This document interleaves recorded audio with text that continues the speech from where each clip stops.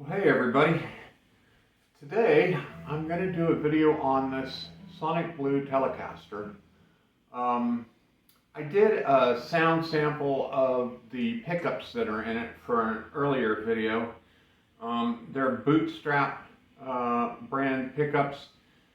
They are probably my favorite pickups that I've ever had. I have them in, geez, I don't know how many guitars now, and I did a video on a Stevie Ray Vaughan build that I'm going to be doing, which uses a lot of similar components to this guitar. And it's going to be set up with Bootstrap pickups as well. The difference is that obviously that's a Stratocaster, and so the pickup configuration and the style of pickups that I chose for that guitar are different. So I'm not going to talk much about the pickups because I already did the sound demo, and when I did that video, I was going to get rid of this guitar. And my wife saw the video and she goes, you know, that's a really nice guitar and you seem to enjoy playing it. Why are you getting rid of it? And I said, well, I got to get rid of something. I got, you know, I think at the time I had 8 Telecasters and 7 or 8 Stratocasters. And so this one didn't end up going down the road. I ended up deciding to keep it. But I built it as an experiment. And what I mean by that is I bought the body from Alan Eden. I bought the neck through Walmart off of through a third-party supplier. I don't even know who the company was, but it was made in China, and I had to do a lot of work to get the neck playable, and it still needs a little bit of work, but I love the sound and feel of this guitar so much that it's worth it to me to keep playing with it. What the problem is that the frets are lifting toward the fret ends a little bit, and that's partly because of the fact that this guitar has been in really harsh climates in Florida and in Georgia with no air conditioning for long periods of time, and hung on the wall where there's a fan going all the time. And so part of the issue with this guitar is that it's just not been well cared for, because it was a guitar that, you know, I like it, but it wasn't one of my pristine guitars. But I bought all Fender parts for it, Fender vintage tuners with string hole in the middle, the little lined back pieces, Fender vintage butterfly string tree, Fender bridge, all Fender control parts except for the internal controls, and then the Bootstrap pickups, Fender strap buttons, Fender pick guard, I mean Fender output jack, and even installed the output jack with a Fender Telecaster tool that I bought from StewMac. The tool from StewMac cost almost as much as it cost to build this guitar.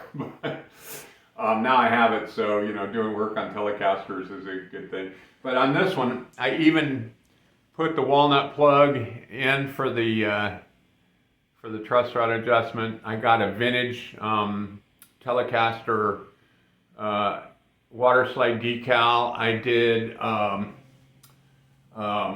amber nitrous, I think it's polyurethane lacquer, but I did it in amber so that it would give it that aged effect. And the bottom line is, this guitar is, like I said, when I get the fretwork done, I'm probably going to have to put super glue or CA glue with accelerator in the fret ends, because I've compressed them, you know, with my fretting tool to get them as far into the neck as I can, but there's 1 or 2 of them are still sticking up just a little bit. I dressed them all really well, and I dressed the neck.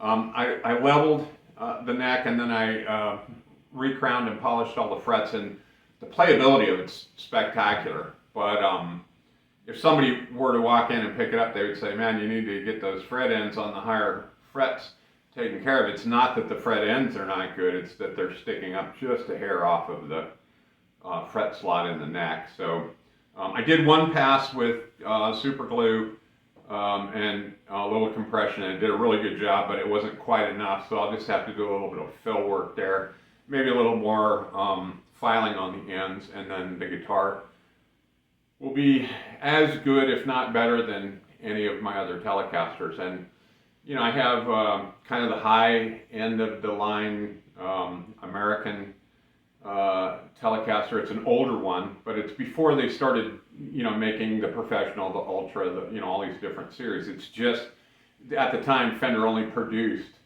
a Telecaster, but it's nice, and I don't play it that much. It's one of my few case queens. I think I have 3 guitars I would call case queens. The rest of them, other than my Martin, it's like a D28, but it's an MMB.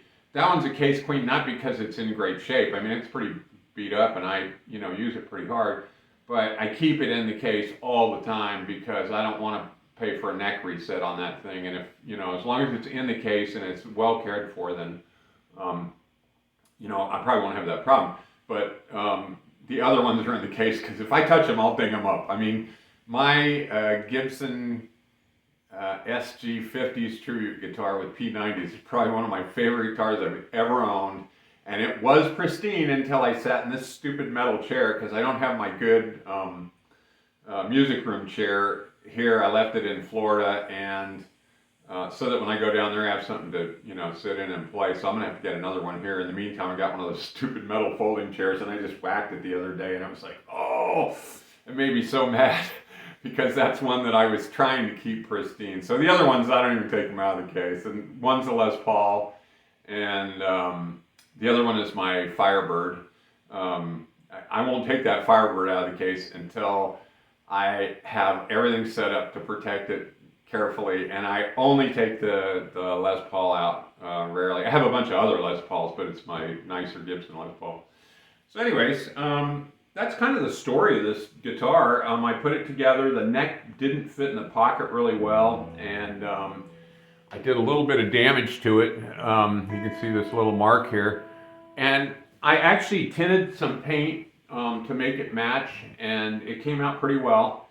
But I buffed it off and took off too much, and I thought, you know, this guitar is never going anywhere because it's not a Fender, and I don't want somebody to get a hold of it and think it is.